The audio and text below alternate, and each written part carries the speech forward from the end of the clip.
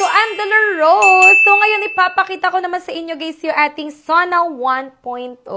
Dito naman sa Sana 1.0 natin guys ha, perfect to pang inner sa ating power belt na 5.0. Once na meron kayo 5.0 guys, bawal kasi yun i-direct sa skin. So, dapat meron kayong pang inner, which is ito yung pinaka-perfect na pang inner sa kanya. And dito guys ha, hindi lang siya basta pang inner kasi meron tong silver coating sa loob. Ayan, so kung makikita nyo, ayan siya. Meron siyang silver coating sa loob.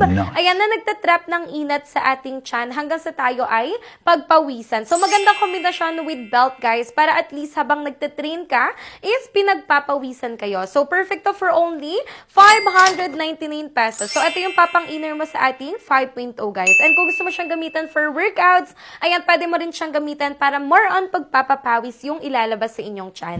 Ayan, so yeah, feel din i-check out yun na to, guys, ha? So, thank you so much for watching, guys. Once again, I'm Dolor Rose. See you again. Bye!